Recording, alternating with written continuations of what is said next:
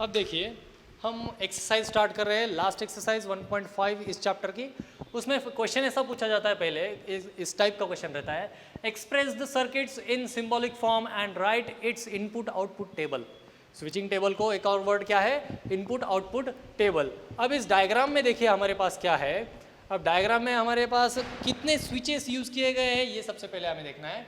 देखिए डायग्राम में यहाँ पर हमें सबसे पहले दिख रहा है ये स्विच S1, S2 और S3। 3 switches are used।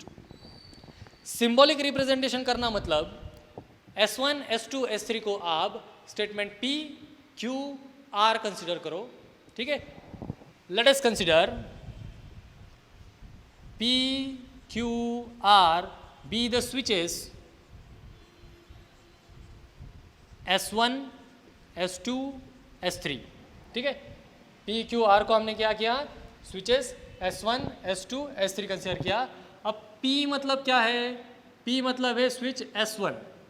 अब यहाँ पर डैश वगैरह कुछ यूज नहीं किया गया है, ठीक है। सो हम यहाँ पर ऐसा करेंगे, switch S1 is closed, the switch S1 is closed. Q का मतलब S2 इज क्लोज्ड, R का मतलब S3 इज क्लोज्ड, ठीक है। अब ये हमारा बन गया हम consideration, P Q R statement का consideration. S1 is closed, S2 is closed, S3 is closed. देखिए अब है P switch S1 is closed, इसको अगर हमने जो कंसिडर किया था उस लैंग्वेज में अगर हमें लिखना है तो आप लिख सकते हो switch S1 is on, switch S2 is on, switch S3 is on. इसको आप ऐसा लिख सकते हो, ठीक है, कोई दिक्कत नहीं है। अब इसमें हमें जो फॉर्मेशन में डायग्राम दी है उसका हम अब सिंबॉलिक फॉर्म करेंगे। तो देखिए यहाँ पर क्या है, P is in parallel with Q and R, P is in parallel with Q and R। मतलब यहाँ पर S2 और S3, देखिए यहाँ पर मैं दिखता हूँ, switch S1 is parallel with the series combination of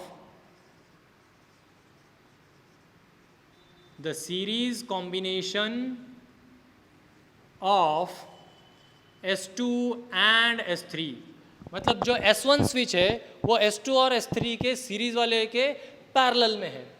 that means P parallel वाला क्या होता है, और P और S2 S3 सीरीज में है, मतलब एंड Q एंड R, ये हो गया उसका सिंबॉलिक रिप्रेजेंटेशन।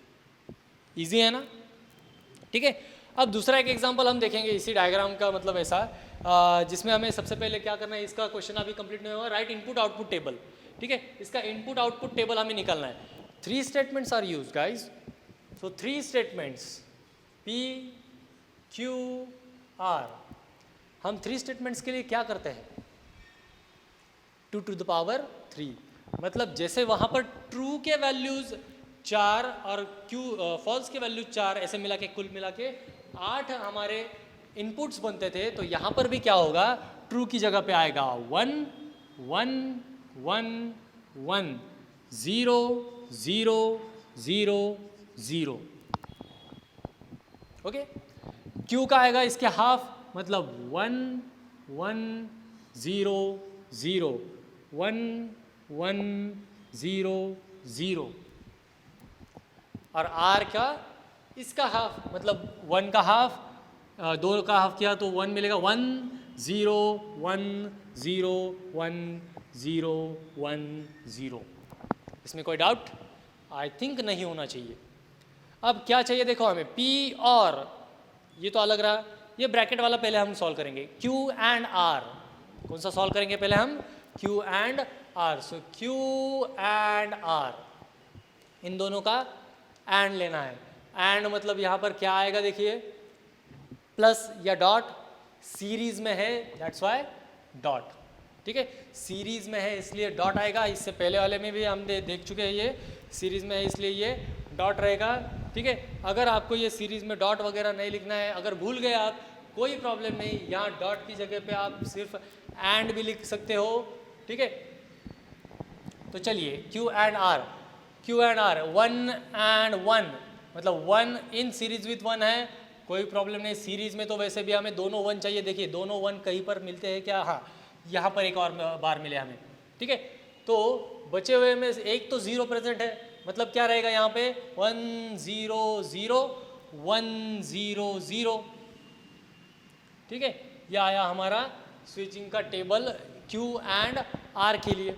अब हमें क्या करना है, उसके पैरेलल में कौन है, P, मतलब S1 switch is in parallel with this combination.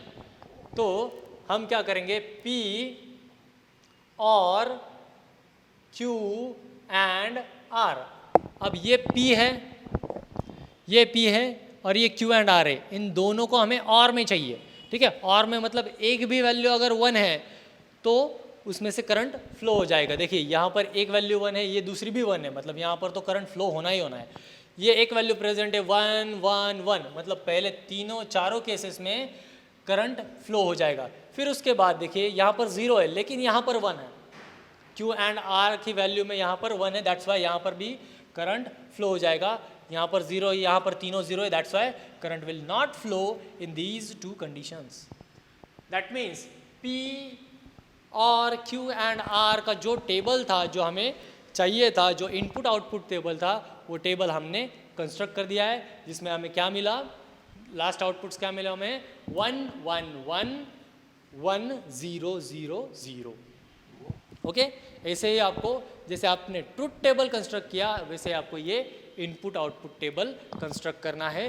Question एकदम इजी है, दोनों में अगर आप पैटर्न में चेंज देखें तो सिर्फ T की जगह पे 1 है, फॉल्स की जगह पे 0 है, ठीक है। तो इतने ही चेंजेस करने हैं और आपको ये एग्जांपल्स सॉल्व करने हैं। अगला क्वेश्चन मैं ले रहा हूँ आपके क्वेश्चन नंबर 1 का थर्ड, जो थोड़ा सा कॉम्प्लिकेट, यहाँ पर डायग्राम दिए है, लेकिन कितनी भी बड़ी डायग्राम देने दो, कितनी भी बड़ी डायग्राम देने दो, उसका सिंपलेस्ट फॉर्म एक ही लाइन में आता है। और अगर आपका उसका सिंपलेस्ट फॉर्म, उसका सिंबॉलिक फॉर्म आपने एक लाइन में निकाल लिया तो चुटकी बजाते हुए आप उसका टेबल, इनपुट आउटपुट टेबल निकाल सकते हो, ठीक है।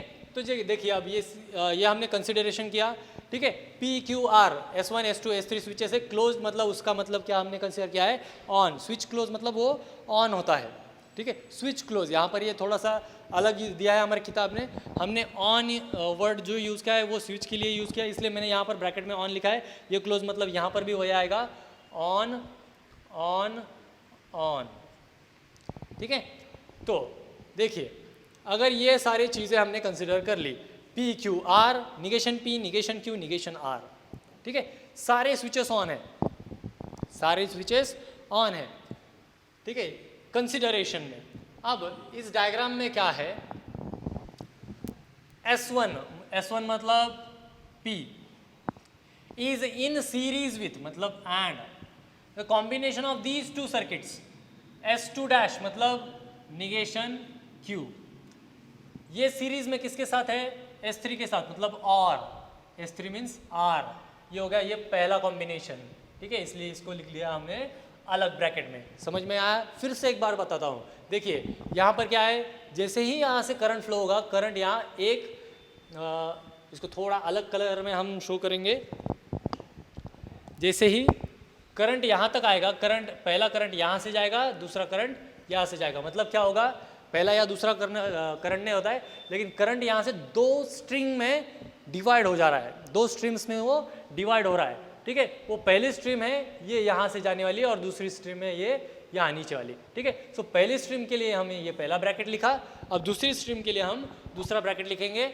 अब दूसरी स्ट्रीम कौन सी है, इसके पैरेलल में, पैरेलल में मतलब और, ठीक है। सो दूसरी स्ट्रीम में सबसे पहला एलिमेंट है S2 डैश, S2 डैश मतलब निगेशन ऑफ Q, और उसके साथ सीरीज में मतलब एंड में है S3 डैश, S3 डैश मतलब निगेशन ऑफ R, ठीक है।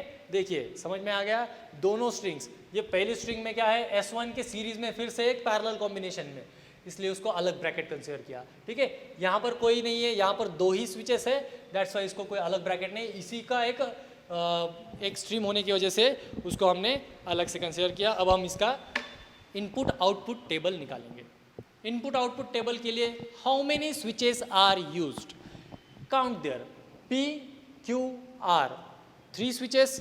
3 स्विचेस मतलब उसका P Q R 1 1 1 1 0 0 0 0। Q का क्या आएगा, 1 1 0 0 1 0 0। ठीक है, और R का क्या आने वाला है, 1 0 1 0 1 0 1 0। करेक्ट, ये आ गए तीनों इनपुट्स, ये होते हैं इनपुट्स। अब इसके आगे हम जो सॉल्व करते हैं और फाइनली जो आंसर हमें मिलता है वो आंसर होता है आउटपुट, इसलिए इसको इनपुट आउटपुट टेबल कहा जाता है। ठीक है, तो सबसे पहले हमें क्या निकालना है, देखिए यहाँ पर निगेशन है, यहाँ पर निगेशन है, यहाँ पर निगेशन है। आई थिंक सो यहाँ पर P के लिए कहीं पर भी निगेशन नहीं है इस डायग्राम में। कहीं पर S1 डैश की यूज़ किया है क्या, नहीं। यहाँ पर S2 डैश है, S3 डैश है। ठीक है, इसलिए हमें निगेशन ऑफ Q निकालना है और निगेशन ऑफ R निकालना है। Q का निगेशन 1 1 0 0 1 1 0 0, ये Q की वैल्यूज है इनपुट से, तो उसका अपोजिट वैल्यू आएगा 0 0 1 1 0 0 1, मतलब 1 1 का हो गया 0 0 और 0 0 का हो गया 1 1। ओके, समझ में आ रहा है ये। अब निगेशन ऑफ R, अगर R की वैल्यू आपकी 1 0 1 0 1 0 1 0 1 0 है तो उसका निगेशन क्या आएगा, 0 1 0 1 0 1 0 1। ओके, ये निगेशन ऑफ Q और निगेशन ऑफ R हमने यहाँ पर निकाल दिया। अब एक एक ब्रैकेट सॉल्व करेंगे। सबसे पहले मैं ये ब्रैकेट सॉल्व करने जा रहा हूँ, निगेशन Q और R, निगेशन Q और R, निगेशन Q और R। भाई और बहनों देखिए, निगेशन Q और R और में है, अगर एक भी वैल्यू 1 होती है तो उसमें से करंट फ्लो होता है और में। यहाँ देखिए इस कॉम्बिनेशन में 1 वैल्यू प्रेजेंट है मतलब करंट फ्लो होगा, इसमें नहीं है इसलिए 0 रहेगा। यहाँ पर दोनों वैल्यूज़ 1 है मतलब करंट फ्लो होगा, यहाँ पर भी एक वैल्यू 1 है इसलिए करंट फ्लो होगा, यहाँ पर भी एक वैल्यू 1 है इसलिए करंट फ्लो होगा, यहाँ पर दोनों वैल्यू 0 है इसलिए नो करंट फ्लो, दोनों वैल्यू 1 है ऑलवेज करंट फ्लो, एक वैल्यू 1 है करंट विल फ्लो। ये आया हमारा निगेशन Q और R के लिए। अब इसको एंड में लेना है, कंजंक्शन में लेना है P के साथ। किसके साथ लेना है उसको कंजंक्शन में, P एंड निगेशन Q और R। ये 1 है, ये 1 है, 1 एंड 1, एंड है ना, सो 1 एंड 1 दोनों जब तक 1 नहीं होते तब तक करंट फ्लो नहीं होगा, मतलब ये हो गया 1। ऐसी एक और कोई चीज़ ढूंढो जहाँ पर दोनों 1 हो, ये एक, यहाँ पर भी करंट फ्लो होगा। फिर उसके बाद ये एक, ये 2, यहाँ पर भी करंट फ्लो होगा। और इसके बाद यहाँ पर 0 है इसलिए यहाँ पर कोई भी वैल्यू रहने दो, यहाँ पर आउटपुट नहीं मिलेगा। और बचा ये सेकंड वाला 1 और एंड 0, इट विल बी 0। ये जो पहला स्ट्रीम था, ये स्ट्रीम, इसका आउटपुट ये, लेकिन ये फाइनल आउटपुट है क्या, नहीं। क्यों नहीं है, क्योंकि negation Q and negation R जब तक इसका आउटपुट निकाल के और को इसमें इसके साथ हम मिक्स नहीं करेंगे तब तक हमें फाइनल आउटपुट नहीं मिलेगा। ठीक है, तो चलिए देखते हैं negation Q and negation R का क्या आता है। Negation Q and negation R, so let us see, this is negation Q, this is negation R। And करना है, एंड मतलब यहाँ पर देखिए क्या होगा, एंड का मतलब हो जाएगा ये 0 0, आंसर क्या आएगा इसका 0, एंड में दोनों 0 है मतलब 0 आ जाएगा आंसर उसका। ठीक है, फिर 0 1, एंड में है, एक भी 0 रहा था आंसर 0 होता है। 1 0 0 1 1, यहाँ पर करंट फ्लो होगा। 0 0 अगेन, 0 0 1 0 1 0 0 1 1 1। ठीक है, मतलब हुआ क्या, इस केस में सिर्फ 2 केसेस ऐसे हैं जिसमें हमें करंट फ्लो होने के चांसेस मिल रहे हैं। ओके, अब हमें चेक करना है कि फाइनल आउटपुट हमें यहाँ पर क्या मिलता है। देखिए फाइनल आउटपुट के लिए कौन कौन से टेबल कॉलम हमें चेक करने पड़ेंगे। ये तो फर्स्ट स्ट्रीम वाला मतलब यहाँ पर ये, और दूसरा सेकंड स्ट्रीम वाला ये। तो ये क्या हो जाएगा, देखिए इसको अगर हमने ए कंसिडर किया और इसको अगर हमने बी कंसिडर किया, इन दैट केस वो बन जाएगा ए और बी। ठीक है, तो ए और बी, इसमें देखिए मैं इसको अब मार्क कर रहा हूँ 1 और 0 और में है, तो यहाँ पर करंट ऑलवेज फ्लो। 0 और 0 और में दोनों 0 है इसलिए कोई करंट फ्लो नहीं होगा। 1 और 0 करंट विल फ्लो, 1 और 1 करंट विल फ्लो। 0 0 0 0 0 0, ये तीनों केसेस का आंसर आएगा 0 0 0, क्योंकि दोनों 0 है तो डिसजंक्शन में आंसर उसका 0 आता है, और 0 1 मतलब यहाँ पर आंसर आएगा 1। सो ये हो गया हमारे इस डायग्राम का इनपुट आउटपुट टेबल। ठीक है, सो हमने हार्ड से हार्ड और इजी से इजी ऐसे 2 एग्जांपल्स हमने यहाँ पर सॉल्व करवा लिए हैं। अब बचते हैं इसमें इस एक्सरसाइज में से इस टाइप के क्वेश्चंस। लेट मी सी, इस टाइप के 3 क्वेश्चन बचते हैं इस डायग्राम के, सॉरी 4, और उसके बाद अगर कोई क्वेश्चन है शायद तो नहीं है। ठीक है, अब स्विचिंग सर्किट कंस्ट्रक्ट करना है हमें। ठीक है, स्विचिंग सर्किट कंस्ट्रक्ट करना है, वो एग्जांपल्स हम देख लेते हैं, और वो एग्जांपल्स होने के बाद हमारा शायद चैप्टर ये एंड हो जाएगा। तो चलिए स्विचिंग सर्किट, अब हमने क्या किया था, ये एग्जांपल्स में हमने स्विचिंग सर्किट से टेबल निकाला था, इनपुट आउटपुट टेबल। अब हमें क्या करना है, गिवन जो लॉजिकल स्टेटमेंट होगा उसमें से हमें स्विचिंग सर्किट कंस्ट्रक्ट करना है। ठीक है, आसान रहेगा ये। चलिए अब देखते हैं question number 2, construct the switching circuit. एक एग्जांपल में यहाँ पे क्वेश्चन नंबर 2 का फर्स्ट ही एग्जांपल है हमें गिवन, वो ले रहा हूँ। क्वेश्चन ऐसा है, निगेशन P एंड Q और P एंड निगेशन R।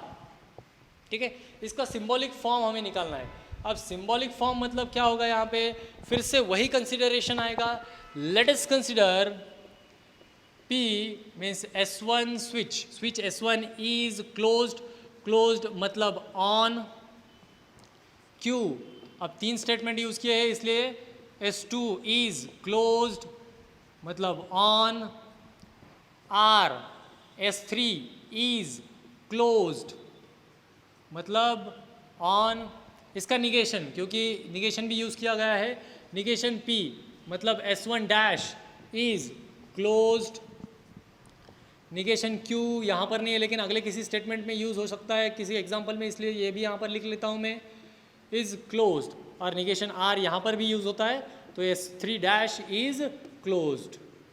ठीक है, अब क्या करना है, सिर्फ हमें यहाँ पर उसकी सिंबॉलिक डायग्राम निकालनी है, सॉरी सिंबॉलिक नहीं, सर्किट डायग्राम निकालनी है। सिंबॉलिक गिवन है, सर्किट डायग्राम निकालनी है। देखिए 2 ब्रैकेट है, 2 ब्रैकेट के बीच में और है, और मतलब पैरेलल। ठीक है, 2 ब्रैकेट है, 2 ब्रैकेट में अगर और का सिंबल है तो और का सिंबल मतलब क्या होता है वहाँ पे, पैरेलल में। ठीक है, सो ये तो फिक्स है कि 2 स्ट्रीम्स हमें यहाँ पर मिलने वाले हैं। ठीक है, अब ये 2 स्ट्रीम्स में बचता क्या है ये हमें देखना है। ठीक है, ये लैंप वगैरह तो यहाँ पर रहने वाला है। अब यहाँ पर जो हम ड्रॉ करेंगे वो हमारा एक्चुअल आंसर होगा, क्योंकि इतने अरेंजमेंट तो कोई भी निकाल सकता है। ठीक है, तो देखिए negation P and Q, negation P मतलब फर्स्ट स्विच ही यूज़ किया गया है S1 डैश, एंड है, एंड मतलब सीरीज में कौन है इसके साथ, Q मतलब S2। दूसरी स्ट्रीम देखिए P मतलब S1, उसके साथ अगेन एंड मतलब सीरीज में कौन है उसके सीरीज में, निगेशन ऑफ R मतलब S3 डैश। तो ये हो गई उसकी डायग्राम निकालना। कुछ प्रॉब्लमेटिक है इसमें? ठीक है, मुझे तो नहीं लगता इसमें कुछ आपको डेंजरस या प्रॉब्लमेटिक लग सकता है। चलिए एक और एग्जांपल ले लेते हैं, थोड़ा सा हार्ड वाला एग्जांपल ले लेते हैं। ठीक है, जिसके आपको डर लग सकता है, ऐसे 2-3 एग्जांपल ले लेंगे। डेटा तो यही कंसिडरेशन है, इसलिए मैं डेटा बार बार नहीं लिखूंगा, मैं सिर्फ सिंबॉलिक जो गिवन है वो लिखूंगा और उसकी डायग्राम निकाल दूंगा, ठीक है। तो इसके लिए थोड़ा सा हार्ड वाला एग्जांपल मैं अब ले रहा हूँ। क्वेश्चन नंबर 3 है हमारे पास, 3 नहीं सॉरी सेकंड ही लेता हूँ। सेकंड में थोड़े ब्रैकेट वगैरह ज़्यादा यूज़ किए गए हैं। P एंड Q और negation P and negation Q और P और R, ये है हमारा क्वेश्चन। एक बार फिर से मैं क्वेश्चन चेक कर लाता हूँ। देखिए P एंड Q और negation P and negation Q और P और R, कंसिडरेशन वाला डेटा सब यही है, इसलिए मैं सिर्फ इसकी डायग्राम निकालने वाला हूँ। देखिए ये एक ब्रैकेट है अलग, और इस ब्रैकेट में जो एंटिटीज़ है, क्वांटिटीज़ है, वो भी अलग है, ठीक है। मतलब दो स्ट्रीम तो सबसे पहले निकलने वाले हैं। पहले स्ट्रीम में कौन है? P एंड Q, मतलब P स्विच S1 और switch S2, switch S1 and switch S2 are in series in first stream. Second stream में और है, मतलब सेकंड स्ट्रीम। सेकंड स्ट्रीम में कौन है? सबसे पहले तो निगेशन P, निगेशन P मतलब S1 डैश, उसके एंड मतलब सीरीज में, उसके एंड सीरीज में देखिए सीरीज में क्या है? निगेशन Q और P और R, मतलब ये तीनों एक दूसरे के पैरेलल में है, और मतलब ठीक है, 1 2 3 ऐसे पैरेलल वाले कंपोनेंट हमें मिल जाएंगे। तो निगेशन Q मतलब S2 डैश, P मतलब S1 और R मतलब S3, ठीक है। तो ये हमारी सर्किट डायग्राम कंप्लीट हो गई। यहाँ से ये हमारा ये स्विच प्लस माइनस, यहाँ पर लैम्प, ये कंप्लीट हो गया हमारी डायग्राम, ठीक है। ये पैरेलल में इसको ऐसे भी शो किया जाता है। अगर आपको ये दिक्कत लग रहा है इसमें, तो आप इसे यहाँ पर शो कीजिए, ठीक है। यहाँ ऐसा कोई प्रॉब्लम नहीं मुझे, ठीक है। चेक करने वाले को भी कोई प्रॉब्लम नहीं है। ये हो गया सेकंड। एक और क्वेश्चन देखते हैं अब।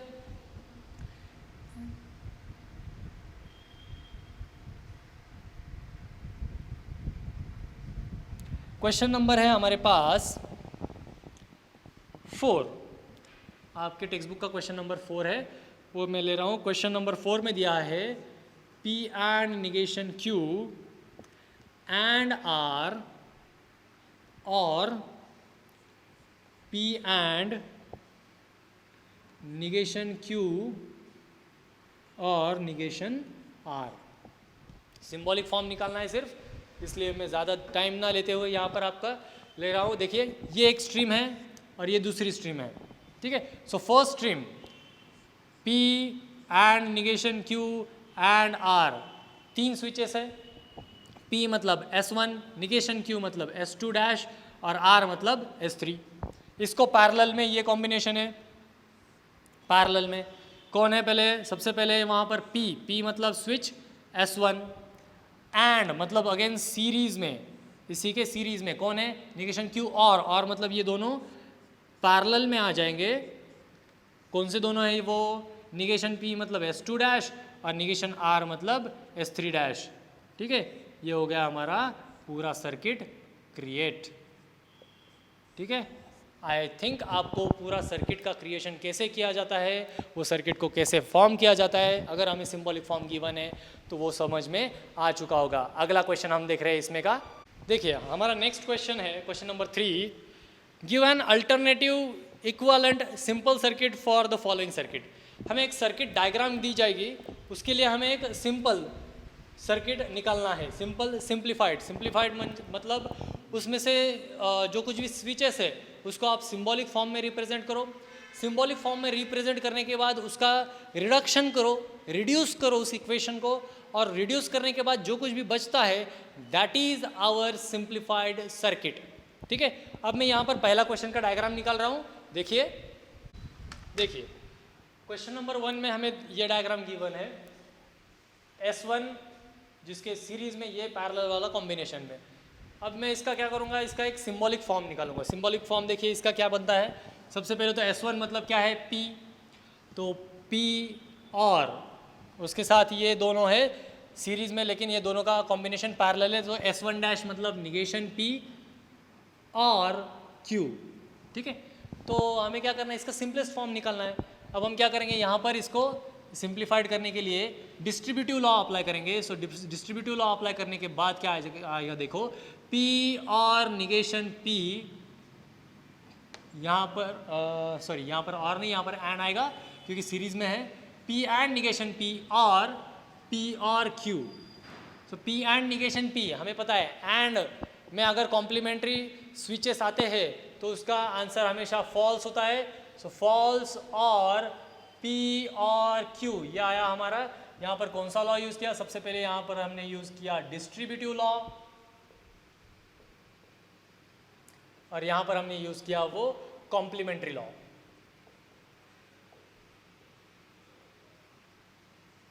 ठीक है, अब हमें चाहिए यहाँ पर फॉल्स और एनी स्टेटमेंट। फॉल्स और एनी स्टेटमेंट मतलब कौन सा लॉ होता है, ठीक है। फॉल्स और एनी स्टेटमेंट मतलब कौन सा लॉ होता है हमारे पास, आइडेंटिटी लॉ, ठीक है। फॉल्स और any statement means that statement itself. So इसका आंसर आया हमारा P और Q, ये हो गया हमारा आइडेंटिटी लॉ, ठीक है। और ये हो गया हमारा उसका सिंपल फॉर्म। अगर हमें इसका स्विच निकालना है तो P और Q मतलब S1 S2, ये स्विचेस हम लगा देंगे तो हमारा काम इजीली हो जाएगा। ये 2-3 स्विचेस का खर्चा करने की ज़रूरत नहीं है, ठीक है। एक और एग्जांपल हम देखते हैं इसका सिंपलेस्ट फॉर्म वाले का। उसकी डायग्राम है मेरे पास, देखिए क्वेश्चन नंबर 2। डायग्राम में कुछ ऐसा गिवन है, ये है स्विच S1, फिर उसके सीरीज़ में दूसरा है S2, इसके पैरेलल में है S3, और इन दोनों के पैरेलल में अब है S3 dash, S2 dash and S1, ठीक है। ये हो गया हमारा गिवन सर्किट। अब हमें क्या चाहिए, इसका सिंप्लीफाइड फॉर्म, ठीक है। तो इसको सबसे पहले तो हम क्या करेंगे, सिंबॉलिक फॉर्म में इसका रिप्रेजेंटेशन कर लेंगे। सिंबॉलिक फॉर्म में इसका रिप्रेजेंटेशन करने के लिए हमें सबसे पहले यहाँ पर जो कंसिडर्ड डेटा है वो डेटा एज इट इज़ लिखना पड़ेगा। ये डेटा आपको हर एक एग्जाम्पल में लिखना है जहाँ पर आपको सिंबॉलिक फॉर्म करना है या सिंबॉलिक का डायग्राम में करना है। तो देखिए यहाँ पर S1 दिया है। S1 सबसे पहले तो स्ट्रीम्स देखो कितने हैं, 2 स्ट्रीम्स है। 2 स्ट्रीम मतलब सबसे पहले एक बड़ा वाला ब्रैकेट आएगा S1, that means P series में है मतलब एंड, ये दोनों पैरेलल में है, दोनों का कॉम्बिनेशन मतलब Q और R, ये हो गया हमारी पहली स्ट्रीम। दूसरे स्ट्रीम में क्या है, पैरेलल में है और S3 डैश मतलब negation R, and S2 dash मतलब निगेशन Q, एंड S1 मतलब P। ये हो गया हमारा इसका पूरा सिंबॉलिक फॉर्म, ठीक है। दिख रहा है आपको ये? तो देखिए यहाँ पर ये हमने इसका सिंबॉलिक फॉर्म निकाल लिया। अब इसमें से मुझे P एंड और ये P एंड कॉमन निकल रहा है, मतलब डिस्ट्रीब्यूटिव लॉ यूज़ कर रहे हैं हम, ठीक है। सो डिस्ट्रीब्यूटिव लॉ जब हम यूज़ करेंगे और उसमें से P एंड कॉमन निकालेंगे तो वहाँ पर रह जाएगा, देखिए Q और R और negation R and negation Q, ठीक है। यहाँ पर हमने कौन सा लॉ यूज़ किया, डिस्ट्रीब्यूटिव लॉ, ठीक है। यहाँ पर हमने डिस्ट्रीब्यूटिव लॉ यूज़ किया। तो डिस्ट्रीब्यूटिव लॉ में यहाँ फिर से देखिए ब्रैकेट में क्या हो रहा है, ये P and as it is, ये Q और R एज इट इज़, और इन दोनों में से निगेशन बाहर निकल रहा है, मतलब डी मॉर्गन्स लॉ का उल्टा वाला, ठीक है। डी मॉर्गन्स लॉ क्या कहता है, अगर दोनों में निगेशन है तो निगेशन आप कॉमन निकाल सकते हो और ये बन जाएगा फिर R और Q। कौन सा लॉ यूज़ किया हमने, डी मॉर्गन्स लॉ, ठीक है। तो ये हो गया हमारा डी मॉर्गन्स लॉ। यहाँ देखिए अब Q और R और Q मतलब सेम ही हो गया, लेकिन दोनों सेम स्टेटमेंट निगेशन में है और उन दोनों में डिसजंक्शन है। सो ये बन गया P and any statement in disjunction with negation of that statement मतलब होता है ट्रू। ये हो गया हमारा कॉम्प्लीमेंट लॉ। और P and true, P in conjunction with true, P in conjunction with true मतलब क्या होता है, दैट स्टेटमेंट इटसेल्फ, मतलब इसका फाइनल आंसर आया P।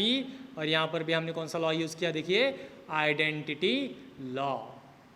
ठीक है, सो हमारा फाइनल आंसर क्या आया, बचा क्या सिर्फ P, मतलब यहाँ पर बन गया हमारा S1 स्विच और ये लैम्प। इतनी सिंप्लीफाइड डायग्राम में भी हमारा काम हो जाएगा। ये इतने सारे 1 2 3 4 5 6 स्विच का खर्चा करने की ज़रूरत नहीं है। अगर एक स्विच भी उसका ऑन रहता है तो भी हमारा काम पूरा हो जाता है। ठीक है, तो ये टाइप का क्वेश्चन है। और एक टाइप का भी क्वेश्चन बाकी है, वो और कुछ मिसलेनियस के क्वेश्चंस मैं आपको कल के लेक्चर्स में लूँगा। ठीक है, तब तक के लिए stay home, stay safe, take care.